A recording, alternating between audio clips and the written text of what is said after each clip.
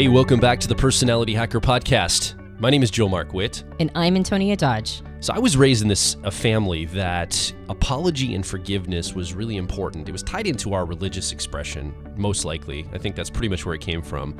As a little kid, some of the most humiliating times in my life were feeling like I'd wronged somebody and my parents making me go and apologize to that person, and not just saying, hey, I'm sorry for the behavior, but will you forgive me? Asking the person, requesting forgiveness from the person that I wronged in order to make it right with them, whether it was, breaking another child's toy or offending an adult I was around or whatever it was. I had to go and apologize, say, hey, I'm really sorry for this behavior. Will you forgive me? And I was supposed to, receive the forgiveness it was given.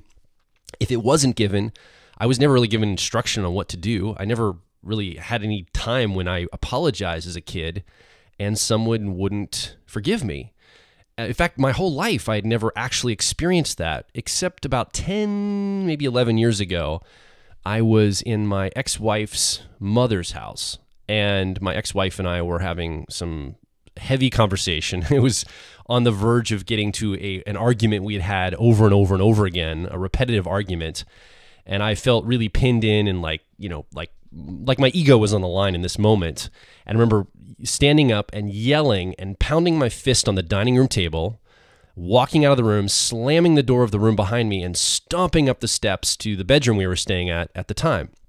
And I got up there and I thought, oh man, I just really behaved badly. I just yelled, I ranted and raved in somebody else's house. This isn't my house. I slammed my fist on the table and I stomped up the steps. I need to go make this right with my mother-in-law. I need to go down and apologize and ask forgiveness for acting so badly in her house. And so I walked down the steps, after a few minutes of gaining my composure, realizing that I was really in the wrong. And I went to her and I said, look, I just behaved terrible. I really behaved badly. I want to ask you, I'm really sorry for what I did. I want to ask you, will you forgive me for my bad behavior? And I remember she was sitting there and she looked at me and she said, no, I'm not going to forgive you. You don't get to just behave however you want and then stomp away and come back and just ask for forgiveness and have everything be okay. That doesn't get to happen here. So no, I don't forgive you for that. And I didn't know what to do. I was like frozen. I was like, I had never had this experience my entire life. I stood there completely silent, looking at her, almost at first feeling like maybe she was kidding. Maybe she was joking with me because I just had never had this experience. I felt like I was acknowledging my wrongdoing, humbling myself and saying, hey, I'm in the wrong here. Will you forgive me? And when I didn't get that, I went in like almost a stupor for probably 5 to 7 days after that, wandering around going, what in the world happened? I don't understand. I feel like I did everything right here and the person still wouldn't forgive me. So today on the podcast, we want to talk about apologizing, forgiveness, and how this might show up for you in your life, in the way you show up to the world, and how on either side of this, whether you're the person apologizing or someone's apologizing to you, what is that experience like, and why as humans do we do it, and is it something we should be doing? Yeah, I think what's interesting about the conversation around apologies is how it's been, I think, sort of socially co-opted to be more about the person that you're apologizing to than it is about the person doing the apologizing. And I think in that situation, there's a sense of social status a person gets when they feel like they're on the receiving end, that they've been wronged. There's a sense of being able to now have, you have the upper hand now. You are, you're in the position of righteousness. And so I could see the seduction in not wanting to forgive somebody when they come to apologize to you, because you're in the position of the power broker at that point. You're the person who's been wronged. But I think that is looking at the concept of apologies and remorse backward, because I don't really feel like we apologize. I mean, there's a couple different reasons why we apologize. I think the first reason we apologize is to acknowledge that our behavior has an impact on the world around us. In that whole tension, I mentioned Simone de Beauvoir's concept of the ethics of ambiguity a lot, because it's a philosophical essay that I read in the last year that has really profoundly impacted how I think. And her concept, to put it down to like the absolute most easy to digest, sort of the nucleus of the philosophy is that there's a tension between what she calls the subject and the object. The subject being us as individuals, we're the subject to ourselves, and then everybody around us are the objects. And of course, every individual that is an object to us is a subject to themselves, and we're objects to them. And there's this tension between the two, and ethics are born in keeping that tension. Like, you don't want to go too far towards the subject, and you don't want to go too far towards the object. There's a tension between the two. And I think what apologizing does is it acknowledges that we're not just a subject in this world and we're going to bowl everybody over. Like, we actually have an impact on the quote unquote objects around us. And so apologizing acknowledges those moments when we have been unkind, or maybe something that we did either usually unintentionally. It's very rare when it's intentional, but when we unintentionally, or even sometimes intentionally, depending upon where we're at, harm other people.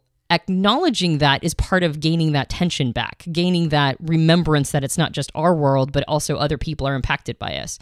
So I think that's the first sort of purpose of apologizing, is making sure that we're keeping that ethical tension, that we have an impact on the people around us, and we want to make sure that that's as positive as possible. Can I just interject here for a second? And I know you have more points of other reasons why we apologize, but in that frame, I almost look at it on a really simple, basic level. When I bump into somebody, I'm like, oh, I'm sorry. Like, I acknowledge that my behavior caused them to maybe alter their course, or I ran into them and they dropped their eggs at the grocery store. I'm like, ooh, sorry about that.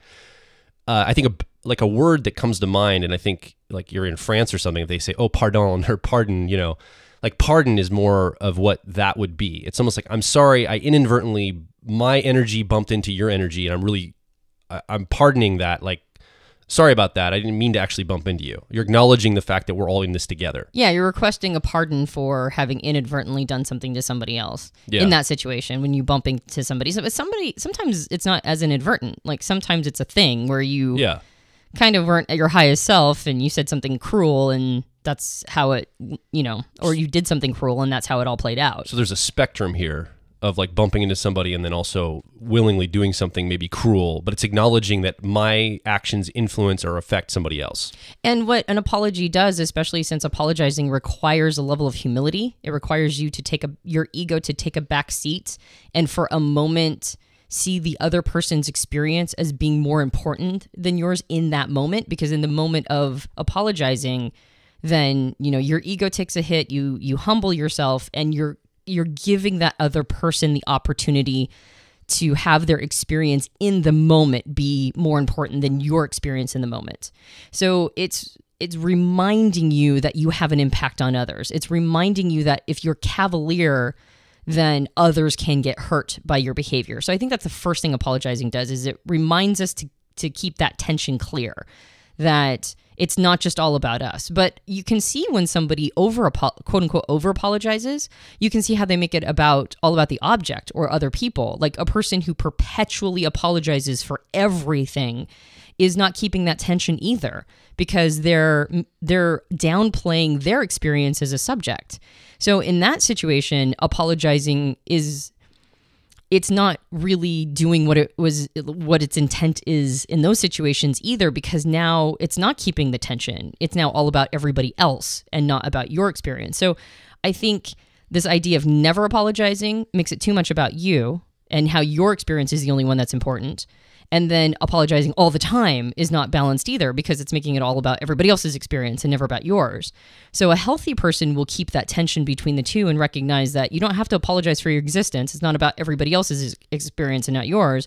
But by the same token, sometimes it is about them. Sometimes it is a situation where you took liberties intentionally or unintentionally, either by neglect or by intent.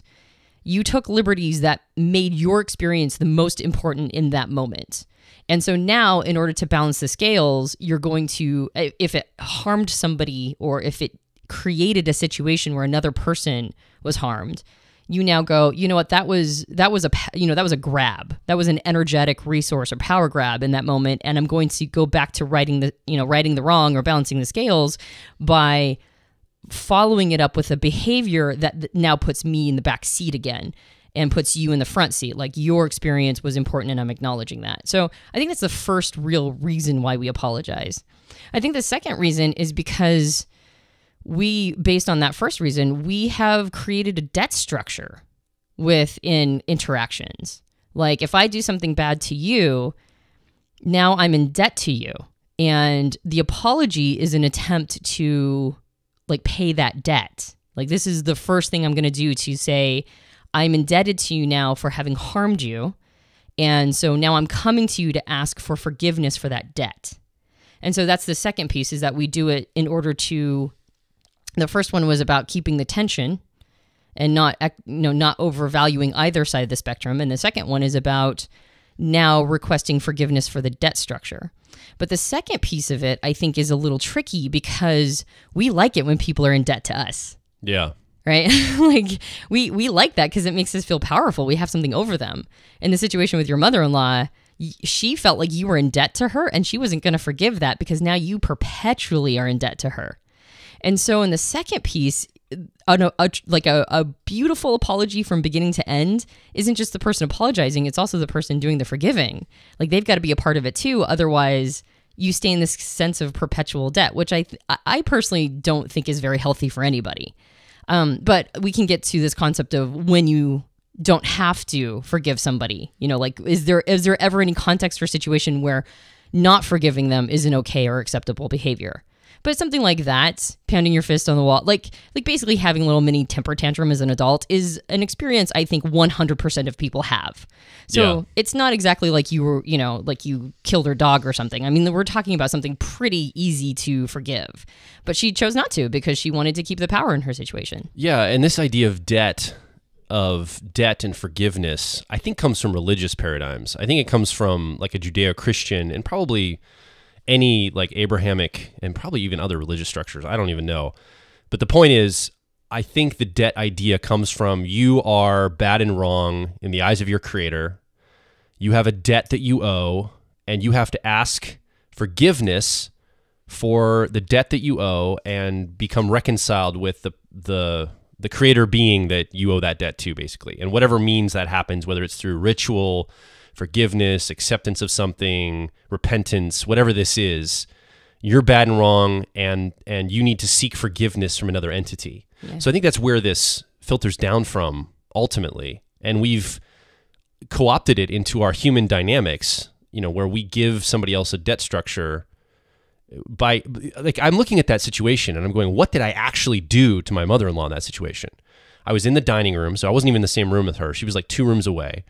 I didn't pound my fist. I just slammed it once, and I stood up and yelled something like, I didn't do anything, or like, whatever, I yelled something, and I walked out and I slammed the door to make the point, and then I walked up, I stomped up the steps. So I made a lot of noise, and I slammed the door. So the door, I could have possibly broken the door had I slammed it really hard, but it didn't break.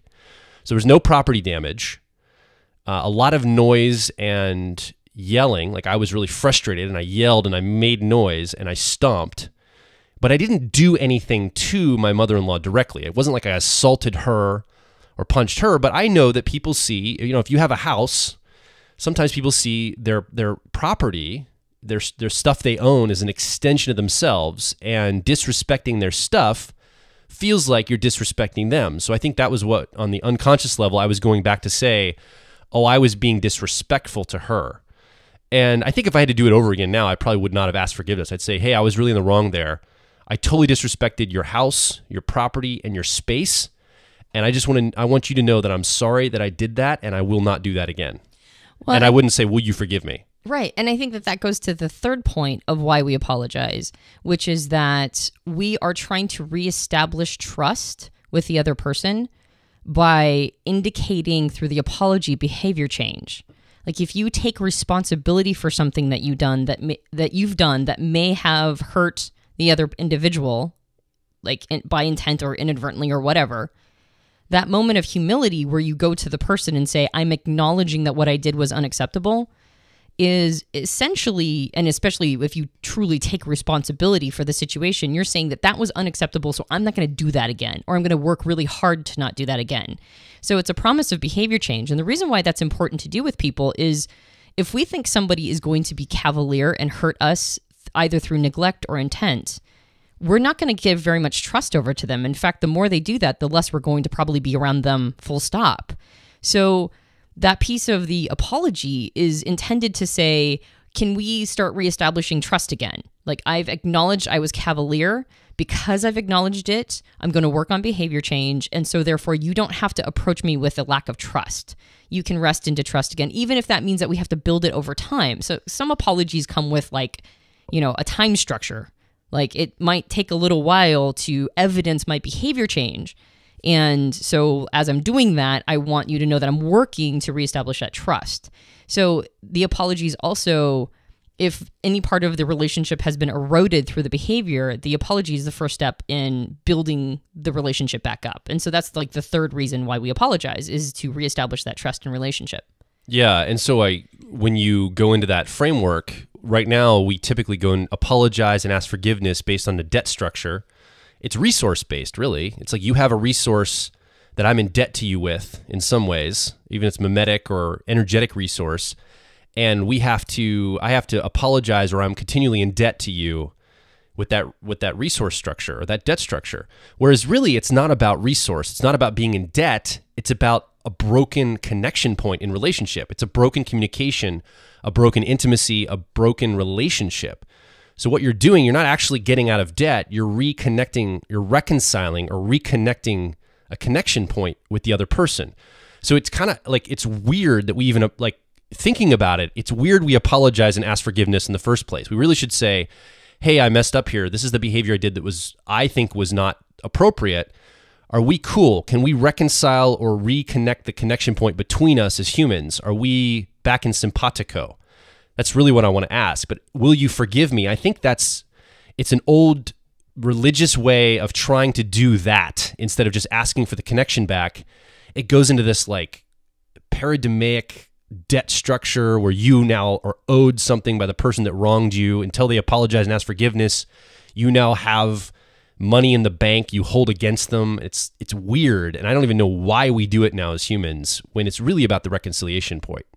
I think that most healthy people, when they apologize, and most healthy people when they're being apologized to, I think that they understand that it's more about indicating behavior change, indicating an acknowledgement of cavalier behavior, and also indicating that the relationship can be rebuilt. Or even if they're healthy and they're two people who shouldn't be in a relationship with each other, they go, okay, so maybe, I'll accept your acknowledgement, and also maybe we shouldn't be in relationship with each other. And that's okay. And it's not like, there's no necessary make wrongs. It's just we might not be healthy for each other at the time. I think when you're at levels of health, you can see it in those ways. But if you're not in a healthy place, then everything is about a power grab. Because the less healthy you are, the more you're looking for leverage points in life to make up for the fact that you're not healthy. So you're looking for these opportunities to do relationship power grabs. You're looking for these leverage points or like these ways to make yourself feel better because, when you're unhealthy, you are. Like even if you're doing everything you can to avoid that piece of information inside of yourself, or you've got massive amounts of cognitive dissonance around it, there's something inside you that goes, maybe I'm the person that's making me so unhappy and it's not the rest of the world. And so there's a desire to distract yourself from your own responsibility in life by not forgiving others. It's kind of like a projection of how you're feeling about yourself, really. The inability to forgive another person is more of like a projection of your inability to forgive yourself for being unhealthy. And that forgiveness piece on the other side, we've been talking about why people apologize, but why do people accept apologies? And the answer is because that's the way to encourage behavior change in other people. And that's the way to encourage these healthy behaviors. If a person comes to you and says, I acknowledge that I behaved in a way that was cavalier, and I want you to know that I acknowledge that. I'm going to do something about it. I'm going to take full responsibility, and I'm going to work at not doing that again. And the other person goes, no, you don't just get to do that. They have completely decentivized behavior change. They've actually made it so that the other person has like no reason to change their behavior, because if they do, or if they don't, they're in the same boat. So the person who doesn't receive the apology has basically taught the other person to not change anything about themselves. They've basically taught the other person to continue to erode the relationship. And so one of the reasons why we accept apologies is because we want to incentivize the other person to take responsibility for cavalier behavior. We reward them for their humility and go, yeah, and I would like to be in a relationship with the kind of people who take responsibility and acknowledge their wrongs or the things that they may have done that have harmed me. And those are the kinds of people I want to surround myself with, because I want to be around people who will do their best and will constantly be trying to do their best. And if I don't acknowledge that piece, if I don't reward them for that, then I'm going to find myself surrounded by people who aren't trying their best at all, because I've basically removed the carrot from them. Yeah. Okay. So let's use a hypothetical example here of something that I've seen in recent years. Let's say you and me and Piper, our daughter, go on a car trip. We drive from here to another city, and we get hit by a drunk driver, and Piper dies in the car. And the person gets charged with driving while intoxicated with alcohol, and we go to court, and they get their penalty. Basically, they have to pay their quote unquote debt again to society. This is all very debt structure language, and they go and they serve their time or whatever.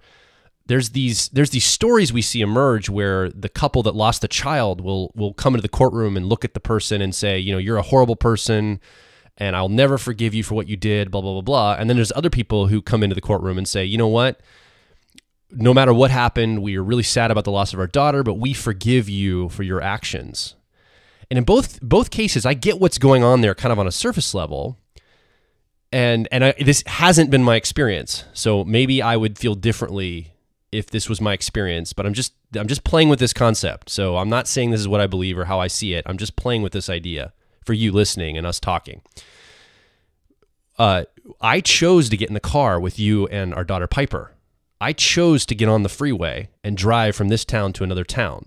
And yes, the person chose to drive intoxicated and killed our daughter when they hit us in that hypothetical example.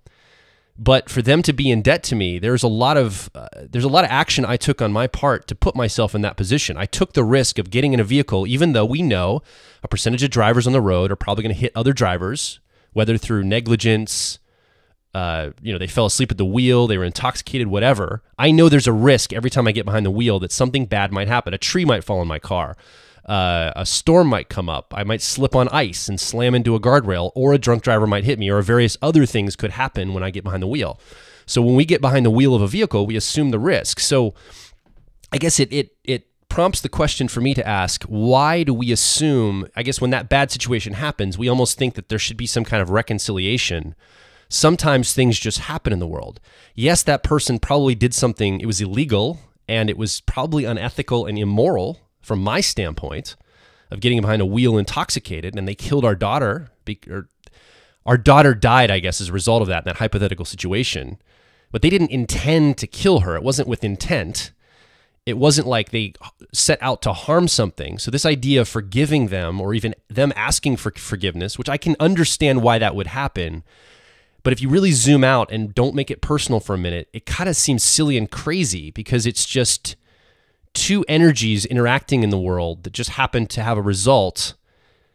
That's what happens sometimes. Like sometimes things just happen in the world. Why is that person now in debt to us based on our daughter passing away in a car accident that could have happened in some other way too, specifically? So I think these are the questions that come to my mind. Like why? And I think that's taken to the next level of this debt structure, where everything that I do in the world, I'm choosing to do that. If I park my car outside of a building on the streets of a city and someone hits my car, you need to apologize to me and make it right. And maybe they do. Maybe they do need to make it right because they are the one that took the action, but they weren't the only one that took the action. I also parked my car in that space. I don't think I'm 100% responsible for that, but I don't think they're 100% responsible either in some ways. Now, again, you zoom this way in on my personal life, I feel very differently on a personal level. There are things I feel like that I've been wronged around and I want apology for, and I feel there's like a debt structure to. But I don't know how much of that is my old programming of my religious upbringing of there's debt and forgiveness and wrongness and you got to make it right and all this weird, again, debt structure language, or if it's something inside of us, like our human psyche, that needs this. I don't know the answer to that, but I think it's an interesting question, an interesting discussion. Well, to some extent, those are also like dangerous questions to ask, because I'm sure there's like a percentage of people who would hear those kinds of questions and instantly think that you're a horrible human being for asking them. Sure. Like the idea of a drunk driver killing your child and saying that you were the person who holds responsibility for putting your child in the car in the first place, acknowledging that driving is a dangerous thing to do. I mean, there's a huge percentage of people whose mind would not even be able to hold that concept. Like, it is the drunk driver's fault, full stop. We all drive, but it is a mundane activity that we do every day. And when you get in a vehicle drunk, you have potentially turned your car into a weapon. It's like a loaded gun without the safety that you're just waving around. And there's like a passerby, there's nothing they could have done about it. It was just wrong place, wrong time for them. So when you're talking about that, I had like 20 different things come up for me as you were talking, because I know that that's going to be an incredibly disconcerting concept to a lot of people. This idea that you're just as responsible for the death of your child if you get hit by a drunk driver as they are. But I don't think that's what you're saying. I don't think you're saying that you are just as responsible. But what you were saying is that you're a node in the system. And I think the big thing that comes up for me as you're talking is you have to have a pretty sophisticated concept of systems thinking in order to hold the concept that you just mentioned. Systems thinking being that there is no direct cause and effect. We talk about systems thinking all the time. There's no direct cause and effect. There are emergence or resulting, emergent properties, they're called in systems thinking, or resulting experiences from an entire system running with all these different nodes in the system or all these different components in the system working at the same time. And some of those nodes are bigger than others. Like in a system that you mentioned, the system of the emergent being the death of a child from a drunk driver situation, there's a small node in there called you got in the car with them. That's a small node. A much bigger node in that system is that another person got in the car and chose to get into a car while they were drunk. Now, they probably didn't really actively choose it, because if they were drunk, they probably didn't have the wherewithal to go, oh, I'm drunk, I probably shouldn't be driving right now. But that's an emergent of another system running in which at some point during their experience of drinking, they were sober enough to make decisions that had them, when they were drunk, not be driving. Like they handed their keys over to somebody else, or they hid their keys from them if they're an alcoholic in their own house, or whatever it was. There was a moment of choice for them. There's a node in that system that made it so that they were either going to get into their vehicle while drunk or they were not going to get into their vehicle while drunk. So the responsibility, because that's the biggest node in the system, the responsibility ultimately lays on the biggest nodes, right? You change the biggest nodes, the entire emergent alters. So in that situation, I would say that very much was the responsibility of the person who was drinking and driving. But a smaller node, and one that you have to acknowledge, is that you also entered a very dangerous field or arena of driving. But that's something we do all the time, so we forget how dangerous that activity is. We forget that that's a node in the system. But let's go back to the concept of whether or not it's your job to forgive that person, or whether or not they should even be asking for forgiveness. Yeah, is there a debt there that's owed in some way? Well, and the debt piece was the second piece of the three that we mentioned. The first piece of the apology is that the apologizer recognizes that their behavior impacts the outside world. Yeah. So in that situation, I think that an apology would be incredibly appropriate, because that person would be acknowledging their incredibly cavalier behavior that resulted in not just the impact of an object around them, but actually the death of it. Like they destroyed something with their behavior. And so the apology from the person who was in that situation would be a necessary component to them recognizing how cavalier that they acted. They were way, way, way too much on the subject side, and they were not thinking about the objects at all, which put them in an incredibly unethical position. Ethics can't live when one or the other it takes up all of the space. It has to be the tension between the two. So an apology from that person would be incredibly important for them to just understand that they were incredibly unethical, and that in the future, which is the third component, that it requires massive behavior change from them. Now, that second piece is the debt, and they do have a debt. I would argue a debt to society. I would argue that person has a debt of basically removing the life of a person, like a massively destructive behavior, taking that person from the system that they were in, which is their family, and all of the pain and heartache for life. Basically, they destroyed a life, and then they in part destroyed a bunch of other lives, especially if the other people, like the parents and the family members, don't have the tools or resources to be able to transcend that experience, which a lot of people don't. A lot of people do not have the ability to transcend the experience of the loss of a child. It is arguably the worst thing that can happen to a person, is to lose a child. And so if they don't have the tools or skills to be able to transcend that experience, then it could easily destroy the rest of their lives as well. They could just be in perpetual sadness. So I think in those kinds of situations, an apology is, it's basically it's a necessary piece. And if we don't live in a society that feels like an apology in that situation is necessary, then we're going to live in a society that becomes extraordinarily unethical. Like, we should demand that kind of behavior on a social spectrum. We should require people to feel bad when they damage other people. I mean, that's basically one of our fundamental human rights, is to live, right? Our fundamental human right is to life. And people don't get to behave however they want to if the destruction of life is on the table with their behavior. Okay, so I obviously had an extreme example of our daughter getting killed in a car accident, and I zoomed way out on it, and I know that it's a difficult topic, especially if this ever happened to you. I hope I don't come off insensitive to you on your side. But one of the things we do here on this podcast is we ask the questions that most people aren't willing to ask, and we go down the roads most people aren't willing to go down. And I'm willing to do that in my life, and I think we're willing to do that, and you are too, Antonia, on this podcast as well. Ask those hard questions. And I agree with you. I think that this is it's a complicated topic, and I think that I understand why the acknowledgement, the debt, and the behavior change is all in the courtroom in that scenario. I understand that's a very, very intense. I mean, that's like one of the most intense examples I could have given around forgiveness possible, because I'm sure that is a very difficult position to be in when you're there. So I get it. Just sit with that for a minute. Let that play in your mind. I think that let's move a little bit into more of a day-to-day experience direction for a moment. Before you do that, I just have one thing to say about the extreme example. First of all, we have never been there. So we have no idea how we'd feel about it. So that had to have been a thoroughly hypothetical question. If that's something you have personally experienced, we were not talking about it in a zoomed in. Like Joel just said, it was a very zoomed out hypothetical. The second piece, though, what's interesting about that, and especially if we take it down to a more like day-to-day expression or experience, like you're about to take it, Joel, is that there is a node in each system that is our behavior. Like when we show up in certain ways, and by showing up in certain ways, we influence the world around us to behave toward us in certain ways.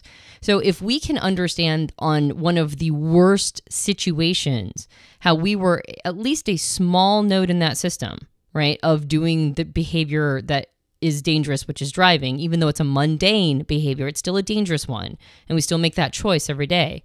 If we can understand how we're a small node in the system of something like that, which I would argue the much, much bigger node was the other person's behavior, then on these much more day-to-day examples, start to see how you're a node in those systems too. Like if somebody has wronged you, one of the questions you can ask yourself is, what part did I play in this system where them wronging me became the emergent of the system? So it's not meant to be thoroughly insensitive, even though it could probably sound that way. It's meant to, like Joel said, ask some difficult questions that provide opportunities for us to understand exactly how these things play out, not how we have all been programmed to think how things play out, and not how we have been programmed to knee-jerk respond to things, but to be willing to ask these very difficult questions about how systems actually work. Yeah. I mean, so like a more basic example is you're maybe hanging out with your friend and they say something snide about the outfit you're wearing, or maybe something about your spouse, lover, boyfriend, girlfriend, something that triggers you. Like, wow, that was really a jerky thing to say. And you then all of a sudden feel like they owe you an apology for the rudeness they directed your way, right? That's something I think all of us have an experience of on a regular basis. You know, that's not an extreme example. That's an example we all have to deal with and experience. Oh, that person was really rude or was a jerk to me, and they're supposed to be my friend. I feel like they owe me an apology for that behavior or that action. And I think that, you run through the cycle. You talked about the three things: acknowledgement, the debt, and then the behavior change. So in that situation, let's say your friend said something to you. Maybe it was snide about the way you're raising your kids or something, right? Let's just pull a parent situation. One parent to another parent, your friends, and something about, no wonder he's so bad behaved because blah, blah, blah, blah, about your parenting style. And now you feel like, ooh, I feel wrong. That person was really, they said something about me that I don't feel good about. I want them to acknowledge that. I want them to feel indebted to me around it, and I want behavior change. I don't want them to say that ever again. So does that apply in these situations? I mean, we look at the extreme example in the courtroom of a child that's killed in the car accident. We say they need to acknowledge what they did. I think that's important. They need to feel indebted to society and to our family because they just took a life, and they need behavior change. In this situation, most likely they're going to be locked up, so they're prevented from having any bad behaviors anymore. They'll be put in prison or jail for an extended period of time, most likely, or have to pay a fine or community service in conjunction with that in order to force behavior change. There's forced behavior change there. But let's run through those three in this hypothetical situation of your friend saying something rude about how you're raising your kid, for example. Is there an acknowledgement that's needed? Let's start there.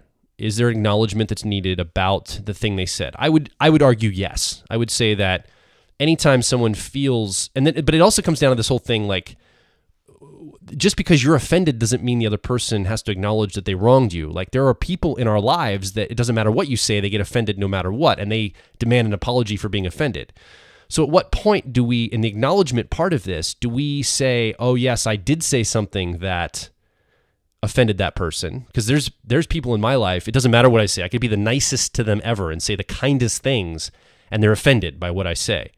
So am I responsible to apologize to them because they're offended? At what, where's the threshold of acknowledgement, I think, is what the question I have is. And it's more about, from my standpoint, it's more about how I feel about it than how the other person feels about it. If I feel on my side, now this is me coming from introverted feeling, that's it's my judgment process in my cognitive function stack, ENFP, so I use the process of introverted feeling. So it really is a matter of my subjective emotional experience. If I feel bad about it, I feel like I need to acknowledge the wrongdoing I did towards somebody else. How do you usually judge it, Antonia? Do you have the same mechanism? I would say that probably my extroverted feeling, which is my part of my judgment or evaluative polarity, I would say that oftentimes helps me determine whether or not I want to do what I think is the third component of the purpose of an apology, which is preserve the relationship. So if a person is perpetually offended by everything I say, I don't really feel that much obligation to preserve the relationship. So, I mean, sometimes I apologize if it makes sense to me. If my introverted thinking, right, goes, yeah, I was kind of a dick there. It makes sense to me that was something that I probably shouldn't have done or said. And I do it for my own reminding myself to do behavior change. I'll approach the person, but that's more about me wanting to acknowledge when I've behaved not at my best self, and then want to remind myself to acknowledge that I've been unkind to the object and keep that tension going. But as far as whether or not I really stick around for that situation over and over, it's about whether or not I want to preserve the relationship or recreate that credibility I have with the individual. And oftentimes if a person is perpetually offended or filled with righteous indignation, I really don't have that much interest in preserving the relationship. So let's assume it is a good friend of yours and they're not always offended, and you say something maybe about how they raise their kid and you're like, that wasn't bad. So let's go to the second piece. Do you feel indebted to them? Do you feel required to ask for forgiveness when you apologize? Do you feel like you have a debt in their bank account in a sense that you have to reconcile out? No, I don't really see things in that way. I don't think. I mean, as in, when we hurt, I feel like we all hurt each other all the time. And also, we all just do basic mundane things all the time. And it's our choice whether or not to get hurt by them. I know that concept that what we say has power in the world. And I recognize that. And I think that is accurate and true. So it's a matter of balancing that the things that we say are powerful and we want to speak into the world the kind of reality that we would like to see. And by the same token, I also feel like people weaponize that understanding of words as in we've started to police words and we've started to remove other people's ability to express themselves in an authentic way because we don't like what their words say. Like we've gotten very policey about how people express themselves. And so I think that there's also a tension there. There's a tension between how offended we're going to get because somebody said something we don't like and how much we're going to acknowledge that what we say should be careful. So it almost for me feels like the responsibility is on us to make sure that we are representing and expressing ourselves in a way that's both authentic, but also part of that authenticity is to build the skill of kindness at all times and compassion. So as we build the skill of kindness and compassion, and that is our goal, then what we have to say will less and less offend other people for the most part. And at the same time, I think there's a responsibility on us to not get offended all the time. There's that Rumi quote where he says that if you are irritated by every rub, how will your mirror be polished? And I believe that it's on us to not just jump to offense and jump to assuming ill intent on the other person or that they've wronged us. And I think it's we do that because we feel like that puts us in a power position.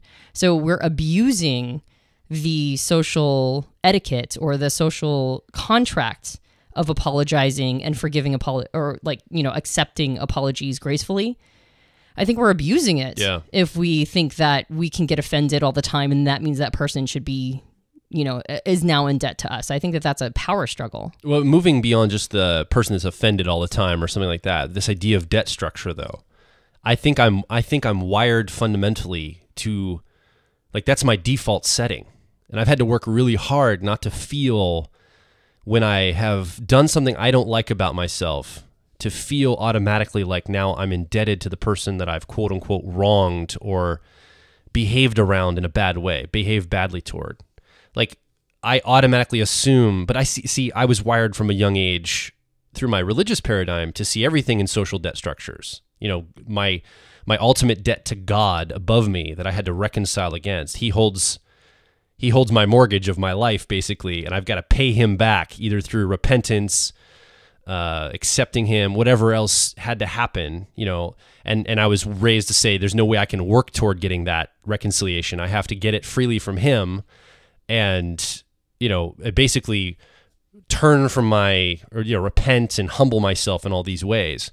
And I think that just trickled down to all of my social interactions, the way I was wired to see daily social interactions. So were you at one time in your life bought into this whole narrative of now I'm indebted to this person because I wronged them, or has that never been a part of your wiring? No, I think that there's probably a component of that. I remember hurting somebody's feelings as a teenager and buying them a gift as part of my apology. So I would think that would be a symbol of a debt structure, thinking that I needed to have recompense. I think I've gotten to a point, though, I don't really see reality that way anymore. Like, I don't really feel like it's a debt that we owe each other. I think it's more we as individuals show up the way that basically the way we show up at each moment is evidence of where we're at in our growth.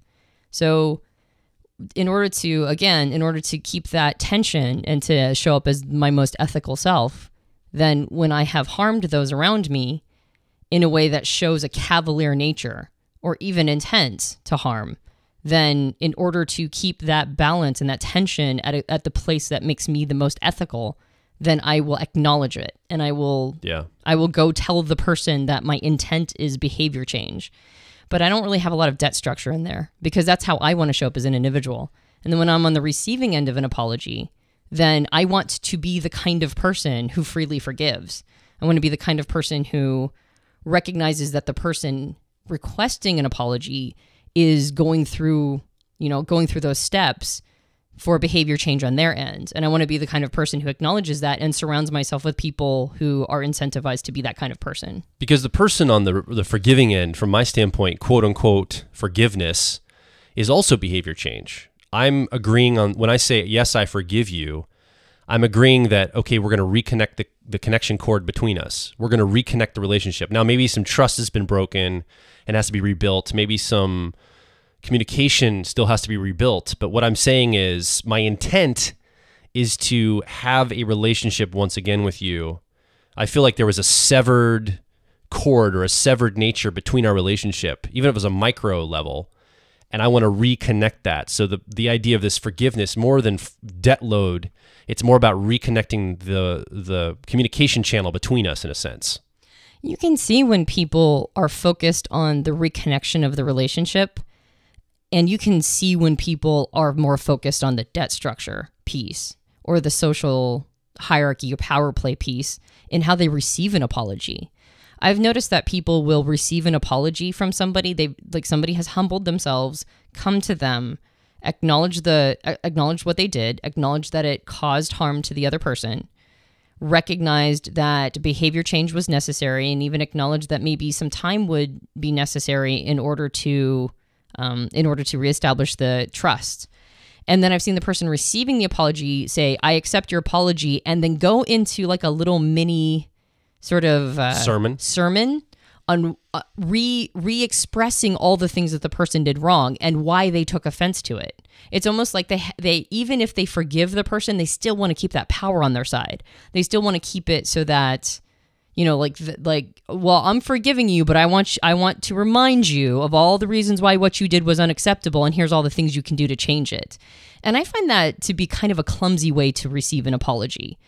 To me, it just smacks of an attempt to make all of those interactions about status. And to me, the most elegant receiving of apology is to simply acknowledge it and say, and to let the person know. I mean, from my perspective, to let the person know where, like, a true gauge of where you're at in the relationship. Like, I accept your apology, and I want you to know that it's probably going to take me some time to reestablish trust. Or I accept your apology, and I have no problem. Like, we're free and clear, and it's cool. Or I accept your apology, and I don't know if this relationship is healthy for the two of us. Maybe we need to spend some time apart. So I think that's when people say, "Do you forgive and forget?" I think what they're trying to say is, do you forgive the person debt-wise? Like, you don't think that they owe you anything more, but do you also just wipe the slate clean, or do you hold on to what happened? And I think that for me, like, when I really forgive someone, and I mean like really forgive them, as in like I feel like they've truly wronged me, the first thing I do is I ask myself why their behavior was the inevitable emergent of a system running. Like, and I look at the system and I ask myself, if that system is running, how much responsibility did they have for each of those components? Like, take, for example, I'm constantly referencing my relationship with my parents because it's one of the it's the biggie in my life. It's one of the big things that I have to figure out and transcend and heal from, etc. Like, it's one of the behemoths in my life. And when I look at my parents' behavior towards me and I really study the system, like, they're in a catch-22. They're in their 70s now. They have been involved in a religion their entire lives. They've given their whole lives. And when I say that, I don't just mean that they went to church on Sunday. I mean, like, on a daily level, they spent hours and hours dedicating their time and their minds to this religious paradigm. And their money and resource. And like, I mean, they just gave so much to this thing. And in part because the religion gave them hope for my mom's dead mother, my grandmother, who died before I was born. So she died very young, and my mom was in her 20s. And the religion was part of what soothed her during her grieving process. And then the death of my sister. So my mom is dealing with the death of her mother and her daughter. Two major, major pain points in a person's life. And the religion is what got her through. Like, her belief in the hope that she will see both her mother and her daughter again. These are big things, okay? These are huge, huge things. And these have been giving her comfort. Like, the belief around it has given her comfort for literally decades. And then the religion that she has handed so much over to demands that when her son and daughter leave the religion and turn their backs on it, according to their vernacular, that she not have a relationship with them anymore. So now she's stuck, right? Like, in order to keep the hope, right? To keep the hope that she's been wrested into for decades, her comfort around the death of her mother and her daughter, in order to maintain that ballast of comfort, she has to sever a relationship with her other living children. That's a horrible position to be in. And what she's supposed to do at the age of 70, reevaluate everything and go, oh, I guess I was wrong the whole time, and then reestablish a relationship with her kids? Or is she supposed to be mad at her kids and go, why are you doing this to me? Like, why would you leave? I taught you this religion. This is the thing that you're supposed to be believing is, the hope for everything. And I taught you well. And why are you turning your back? And why are you being so rebellious? Like at 70, she's supposed to reconcile all this and like not, like go, oh, well, I guess I was wrong about all that other stuff that I gave everything to. And I'm going to go reestablish a relationship with my living kids. Like she just, as far as I'm concerned, she just chose a shitty religion to be a part of.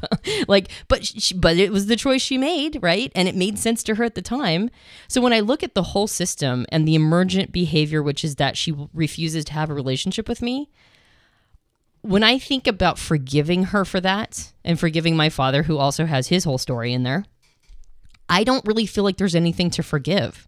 Because I understand the system so well, and I recognize that they're painted into a corner, that my form of forgiveness with them is that there is nothing to forgive. There is nothing else that they could be doing right now.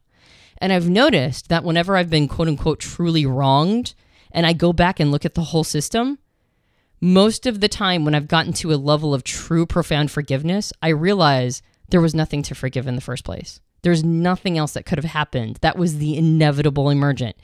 And it was based on some choices, and it was based on a whole bunch of things that weren't choices. I mean, let's go back to the person who hit your kid. Yeah. All right. I was getting ready to do that. I mean, that's like a terrible example, but I think it's really informative here. What happens if they had a really crappy time of it? I mean, what happens if they had an abusive parent and they had a terrible experience and they were troubled? Maybe they were a veteran of a war with PTSD and they were medicating with alcohol and they didn't have the sophistication in order to be able to think about making sure they had a ride home or, whatever's going on in their life. Maybe it was really, really bad. Maybe they've been abused their whole life and they were broken, just terrible lifed person. Like they just had a really tough time of it. Or what if they've just never drank before? This was their first experience ever drinking. They have no resources. They're like a kid, maybe. They're leaving from a party. This is the first time they've ever drank. They don't know nobody ever taught them to hand their keys over to anybody else. This is not something they would have ever thought. They're 17 years old. They're at their first after high school party or whatever. They get in the car, they drive home, and it's destroyed their life too. Like most of the time when you go back and review a system of why what happened, you recognize that is the only way that it could have come down. And then you've got this huge node in the system that's just time and unforeseen occurrence. It's just sheer dumb luck, right? And that's nothing anybody can control. So it's a lot of times forgiveness also comes with a true understanding of how things work, not just like I got offended or I got hurt or something terrible happened to me. And so therefore that's the only thing that's important. When you go back and review entire systems, most of the time you realize there's really nothing that could have been done. Yeah. Well, and it also comes down to, I think there's a piece of intent here. I think when it comes down to apology or forgiveness or apologizing, there's an assumption of the person that did the wrong action had intent to do the wrong action. And I think that's where this, maybe the idea of debt structure comes in.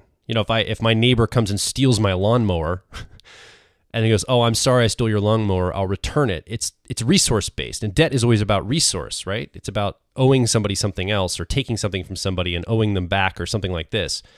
So with intent, I think comes into this where if I intend to harm you or take something from you or hurt you in some way, in a way I can almost see the debt coming into that element, because full intent of my neighbor taking my lawnmower has put him in debt to me because he now owes me for that resource that he took. So if you take that to more of a mimetic level with intent, you'd have to stretch your mind a little bit because it's not about physical resource, but it might be emotional resource or some other way. And if there was intent to take that or harm that or destroy that, and it was purposeful and it was intentional, then I could almost see the debt thing coming back in. But I still say that even the person behind the wheel driving, we don't know the intent there. We don't know the intent obviously was not, I hope, wasn't to get behind the wheel drunk and kill a 5-year-old. Like that wasn't necessarily the intent.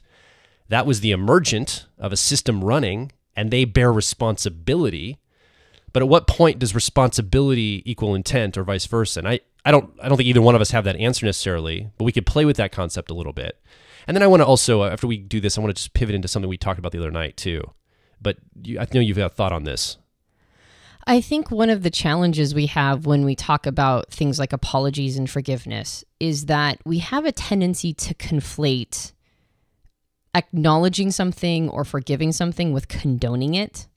Like, just because we understand something and we've taken the time to really truly understand it to the depths of its roots, I would agree completely, yeah. doesn't mean that we're condoning the behavior or saying it's acceptable behavior. I mean, okay, so I just have filled my brain with all sorts of like content around serial killers because I was fascinated by them as a teenager. And so I've watched endless amounts of like Criminal Minds and, you know, all those like crime shows, those like investigative discovery crime shows, like way too much. Once I started doing psychotropics, which we've talked about in a previous podcast, once I started doing those, I like stopped watching as much of that because I was like, yeah, maybe I shouldn't be polluting my unconscious mind with all of this garbage. But my brain always goes back to serial killers, and because serial killers to me are the most pure example of like true destructive intent. Now, if you go back and look at the history of serial killers, you can tell that there's a system running there. There was the raw materials to become a serial killer, which is very rare, right? Like sociopathy or whatever, combined with almost invariably a truly horrific childhood, just something that like most people would not have been able to survive. And then you've got a couple other things on top of it, right? Like you've got this perfect storm to create something that is a land predator, basically. I consider those serial killers land sharks, right? They go destroy. And when I think about serial killers, I think just because I understand the system that makes being a serial killer the emergent doesn't mean that I don't think that those people should be removed from society. Like, I can understand that is the only emergent that could have come from that system. That is it. Like, that's the only thing that could have come with all those raw materials combined with all the experiences and all the things that designed it. Otherwise, it wouldn't be the emergent if it wasn't inevitable. And also, they need to be removed. Like, they cannot be a part of society. And whether or not you believe in the death penalty or just imprisoning them for life or however you think that should happen, I think we 100% all agree that those people should just simply be removed from the gene pool, right? Like, we just need them to not be around anymore. So complete understanding to me is not the same thing as condoning by any stretch of the imagination. And if people behave in truly unacceptable ways and massively destructive ways, just by understanding how they got there and even recognizing that there's, you know, like there might not be any need to forgive in the way that I was talking about it because you have full understanding of the system, does not mean that the behavior should be allowed to continue. I mean, I don't have a relationship with my parents in part because of how they trained me too, right? Like, I understand. I don't think there's any reason to forgive them. There's no need to forgive them. And also, I don't particularly want to be around them. So I'm not going to condone the behavior even if I understand it. So I think that's the other piece of it is when you're in a situation where there's an apology required or a perceived to be required by either like the apology comes from you or the apology comes to you, right? From you or to you, regardless. Just recognize that the behavior itself does not get a free pass. And that's why a piece of that is behavior change. That's why a big piece of it has to be behavior change, because the behavior in and of itself is unacceptable. That takes me to what I want to talk about the other night. So we have our profiler training class. We open every year in December. Our current students, every month, we have a Q&A session where we talk about, we're basically training people how to do what we do. Sit down and profile people, understand their personality type, and then help explain that to them in real time. That's what the class is around. So every month we have a Q&A where we talk about different issues coming up and learning the profiling system. You know, how do I do this better? How does this show up? And we had a conversation come up this past week on the Q&A, the monthly Q&A session, where several ENTJs and INTJs were expressing frustration about people who come to them and apologize. And it's weird because they feel like they have to now, it's like this social engagement they have to figure out. And I know it was one of our INTJs, I think it was INTJ, or it might have been ENTJ, said, you don't need to come apologize to me. Just start doing the right thing. Just change your behavior. No, it wasn't that they didn't think that they should be apologized to. It's that they were frustrated that the person made it about their emotional experience. They said, the person said, I'm sorry I hurt your feelings.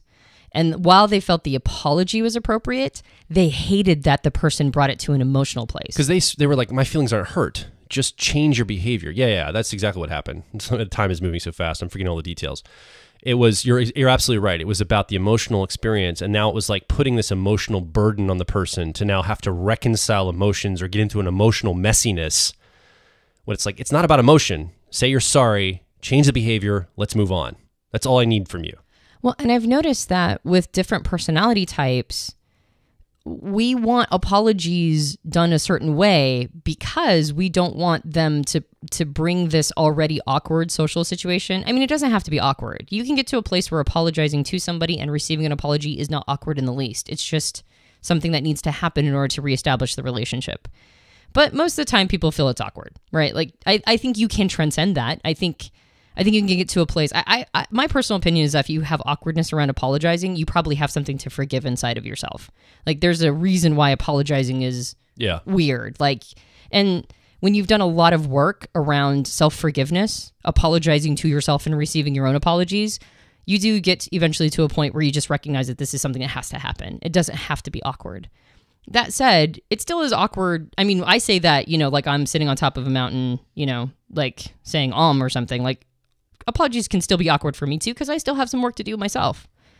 However, I have noticed that certain personality types want to be apologized in certain ways because they don't want to be pulled out of their sandbox. They don't want the apology to be to throw them into a situation that makes them feel like they're being required to manage somebody else's emotions.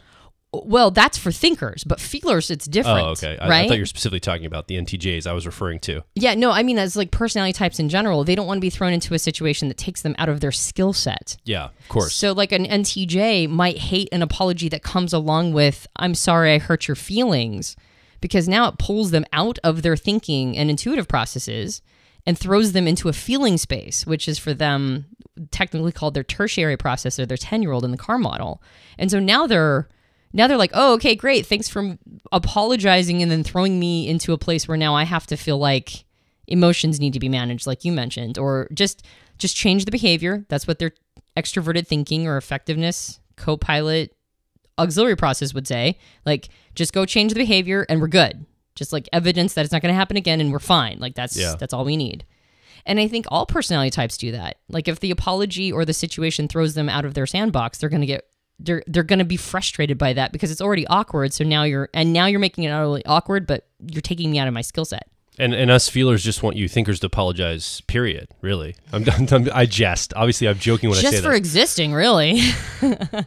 Just show up apologizing. But there are feelers that resonate with what I'm saying. They're like, the thinkers in my world, why won't they just apologize? They just assume everything, And I think I think there is a thinker-feeler split here a little bit. I think feelers do transact in the world of emotions, and so there's a lot of like, oh, I'm sorry, did you get your feelings hurt? I apologize. Let's make that right. Like, there's a lot of emotional reconciliation. I think what it is that connection point we're talking about before. I think feelers really do get this on a fundamental level. It's happening all the time. There's like levels of it. There's really like the high level apology. I need to ask forgiveness, quote unquote, debt structure type apology we've hinted at.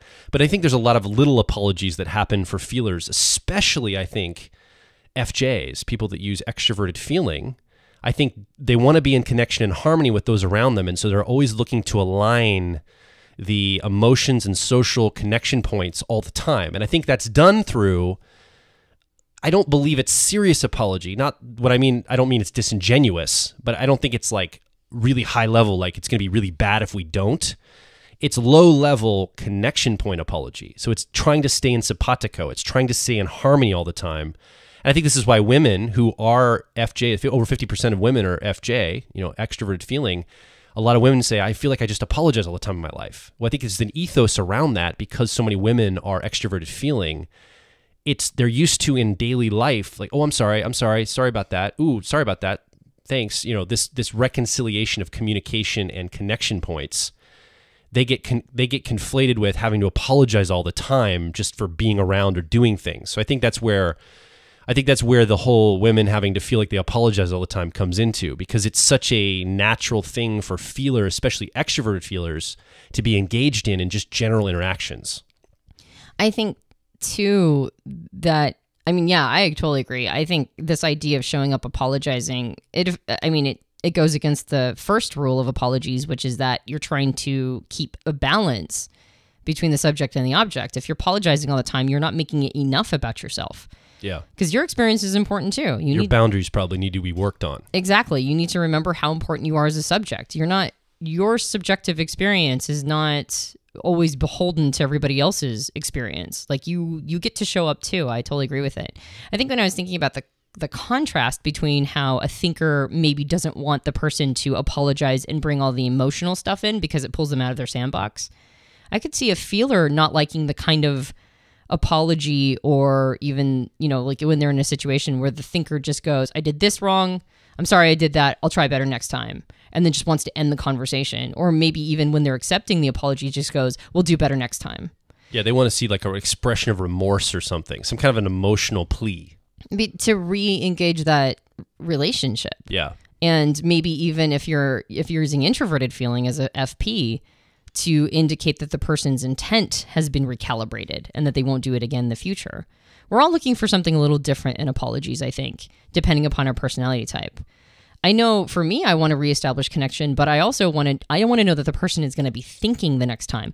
The overwhelming majority of things that people do to each other, to me, is not based on intent. It's just based on sloppy thinking. It's just not, it's based on just not thinking the thought through to its conclusion, and not having like a clear picture of what's going on. And to me, I just want the person to acknowledge that they were thoughtless and that they're going to do a better job thinking next time. Yeah. And I do want to stay in connection with them. I want to keep the relationship going. So I'm pretty open to entering a dialogue or space where now we're talking about our feelings and that sort of thing.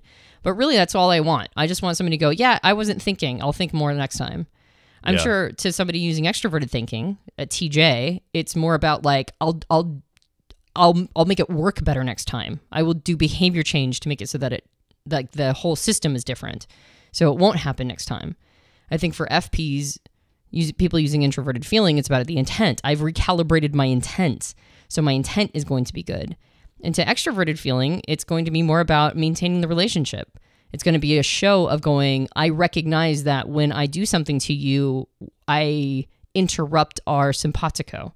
So I will do what I can to not interrupt us being in relationship. Yeah, I think those are really good frameworks to see. So, that's something you can use if you're listening right now and you're in a relationship with somebody that's a different personality type from you. I think it's a really interesting thing to think about. Us as personality types give and receive apology and reconciliation in much different ways. We almost probably do it in the way we would want to have it done to us. So as an ENFP, I'm probably, anytime that I feel like my intent was wrong, that's when I feel compelled to apologize. It doesn't matter what actually happened. If I feel like I had bad intent, or if somebody points out something that was bad intent for me, I'm very likely to apologize about that. But if somebody's just talking about maybe me doing the wrong action, I'll say, well, sorry I did the wrong action, but I had good intent there, so I don't feel like I need to owe you an apology around that. Whereas I could see maybe I was hanging out with an ENTJ, somebody who's extroverted thinking primary, effectiveness primary, that's their driver process in their personality type. It's all about getting things accomplished, about making things happen in the external world, about constructing the world in a certain way. So it didn't matter what my intent was, the result was a bad result. And it may not be like an emotional apologies they need, but they do need a better result next time. And they need me to acknowledge to them that I created a bad result, and I will restructure what I do to produce a better result. So I think that's something to watch out for. If you are in relationship with someone and you're like, I apologize for this, they're not receiving it, or they won't apologize on their end for this thing, which lens are you seeing that through? Yeah. I think no matter what your personality type is, though, I think you can do an elegant apology simply by like following some, apology best practices. Things like the first thing is acknowledging what you've done. Like, hey, I acknowledge that I did this thing. And then 2, taking responsibility for it. I acknowledge my part in that. And even if you're looking at it in terms of systems and you recognize that they're a node in that system, there's really nothing you can do to control them. All you can ever do is influence them. And if you did something that caused harm, you have to recognize the node in the system that you are. And even if you just change yourself as that node or that component in the system, the emergent will have changed. So even if you can see the entire picture and see where the other person may themselves have also been responsible in some way, it's not your job to point that out, especially if you're taking responsibility for what your behavior was. So not going like, well, I did this, but that's because you did this. Like, that's not an apology to the other person. They're not going to really see that as an apology. Even if it's true, it doesn't matter. So the first is acknowledging what you did and taking full responsibility for it. And then you can give some mitigating circumstances if you believe those are relevant, but you don't want it to look like you're saying, I did this because, and then like a list of excuses, but rather I did this because because these were some of the contextual things that maybe make it not something I would normally do. So I'm ensuring you that this is not the kind of person I am, or maybe that is the kind of person you are, and you're acknowledging that piece and saying, I'm working on it. And then the fourth layer of this, or the fourth step, is to indicate behavior change, that you want to change it or you already have taken action to change it. And I think if you go through those four things, you'll hit everybody's requirements: the intent piece, the relationship piece, the desire to change it piece, and also the thoughtfulness piece. I think everybody would be satisfied by that kind of apology. But I think also on the receiving end, one of the best ways to receive an apology is to just receive it and call it good. Like, either actually receive it and say, yeah, I forgive you. Thank you for acknowledging it. We can move on.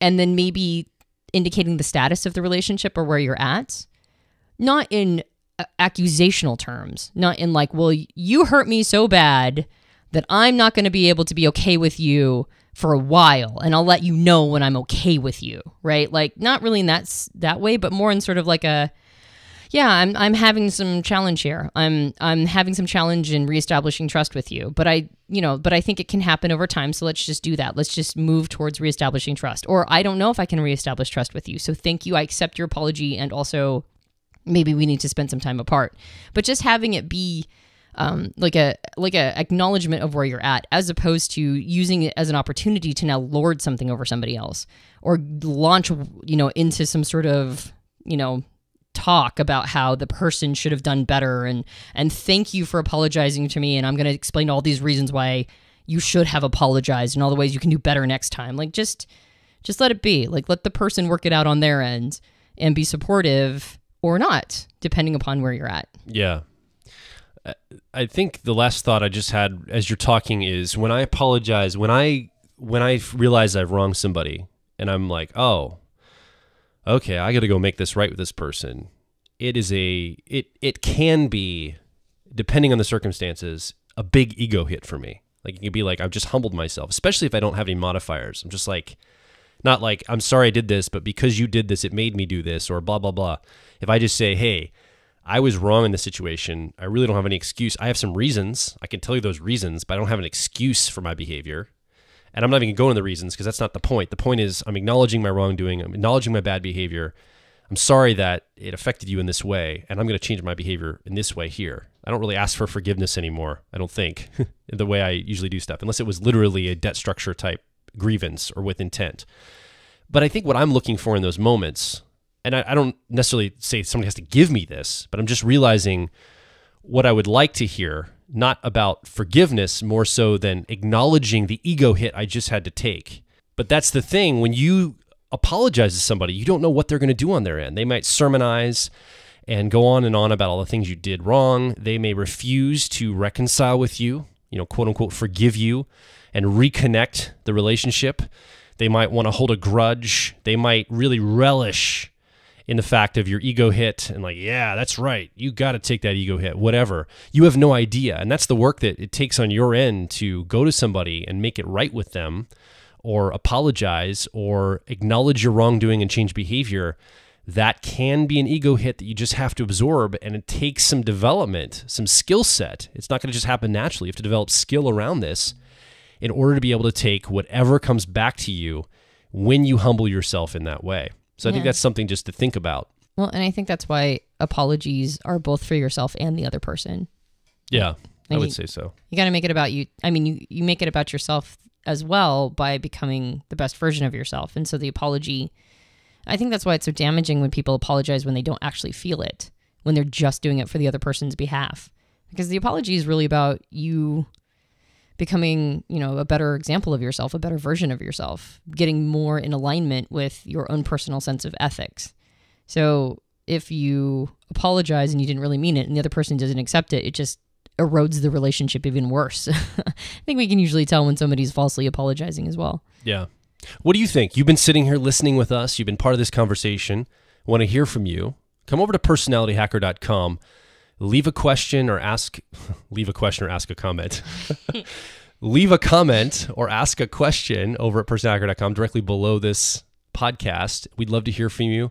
You can also join our community of like minds over at facebook.com/personalityhacker or twitter.com/personalityhack, HACK. I like that we're at that point in our podcasting career where we just leave those mistakes in.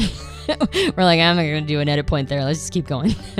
If you enjoyed this podcast, you can subscribe to us on iTunes and various Android platforms. And if you would like to give something back to us, you can leave us a rating and review on iTunes. It really helps us out. Yeah. My name is Joel Mark Witt. And I'm Antonia Dodge. We'll talk with you on the next Personality Hacker podcast.